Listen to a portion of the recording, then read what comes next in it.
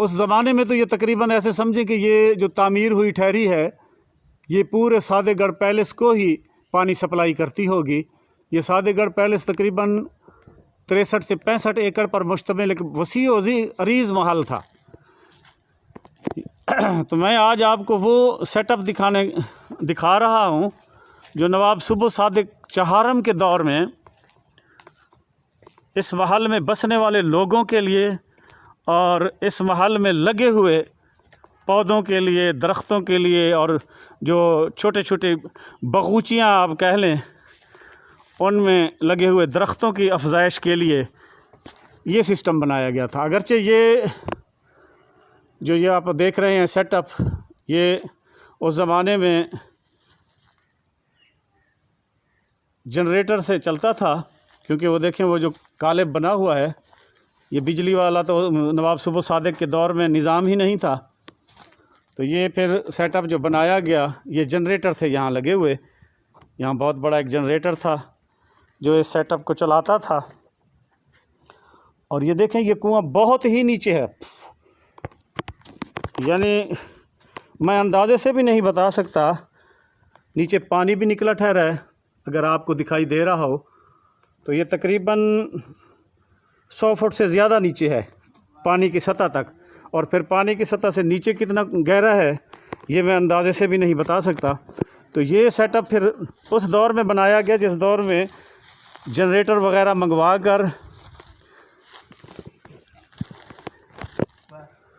महल में बसने वाले लोगों के लिए और यहाँ लगे हुए दरख्तों के लिए, सरसब्ज़ पौधों के लिए।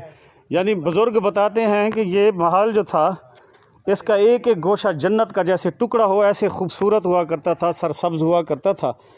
तो ये फिर ये देखें ये ट्यूबवेल से जब पानी निकल के यहाँ इस छोटे से कुएं में आता था तो फिर यहाँ से बाहर निकलने के लिए ये सामने वाला वो रास्ता बना हुआ है।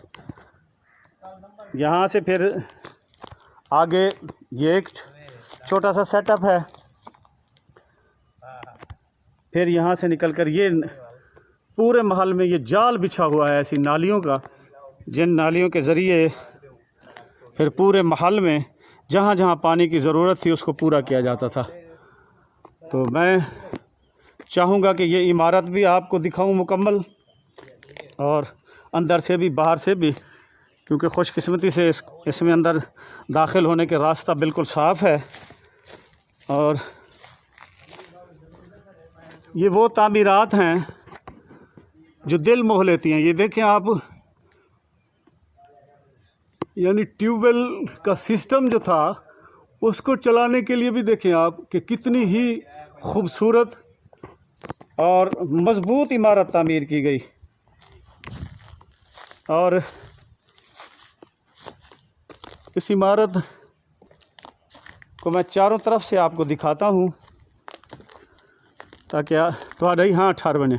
और ये देखें ये वो नाली पानी के निकास की परनाले वाली।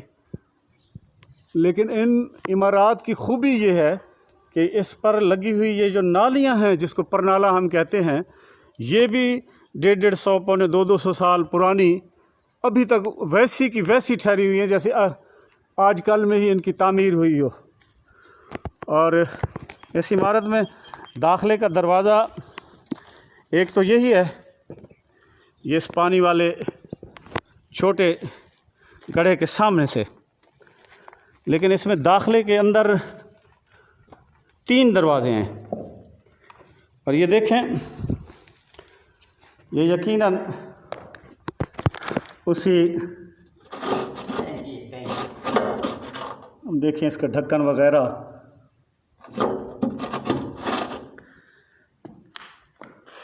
अल्लाह अकबर। इसमें ये रोशनी के लिए और हवा के लिए। और मैं आपको ये रोशनदान दिखाऊं जो आज भी बिल्कुल नए के नए ठहरे हुए हैं। और इसकी छत मुलाहिजा फरमाएं, इसकी छत पर डबल गार्डर हैं। वो जो ऊपर दरमियान में आपको दिखाई दे रहे हैं वो 2 गार्डर हैं, एक नहीं है।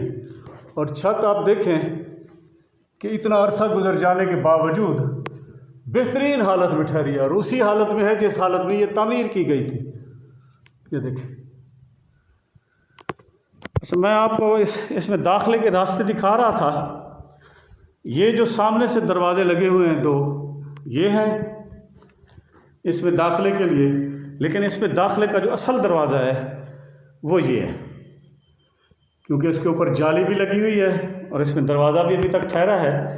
ये जो ऊंचाई पर लगे हुए दरवाजे, ये भी हो सकता है कि यहाँ खिड़कियाँ हों, आमदोरफ्त के लिए ये दरवाज़ा ना हो, लेकिन जो असल दरवाज़ा है वो यही है जो अब कांटों वाली झाड़ियों की लपेट में आया हुआ है। मैं इस इमारत को चाहूँगा कि इस तरफ से बाहर निकल कर भी आपको दिखाऊं।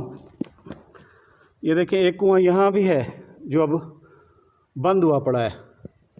ये कुआं किस इस्तेमाल में था मैं इसके मुताल्लिक़ कुछ नहीं कह सकता। देखें, इसको बंद कर दिया गया झाड़ियों ऊपर लगा कर, ताकि किसी किस्म का कोई नुकसान ना हो, क्योंकि यहाँ लोग कसीर तादाद में इन अज़ीम शान इमारात को देखने के लिए और अब्बासी दौर की यादों को ताज़ा करने के लिए आते हैं। तो फिर ये वारिसों ने इस गड्ढे को झाड़ियों से बंद करवा दिया है, ताकि इस तरफ कोई अगर आए भी सही तो नुकसान का एहतमाल न रहे। मैं चाहूँगा ये इमारत इस तरफ से भी आपको दिखाऊं। ये परनाला एक उस तरफ भी था, एक इस तरफ भी है। ये देखें,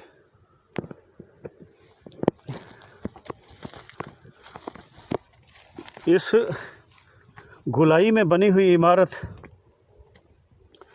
ये खिड़की है।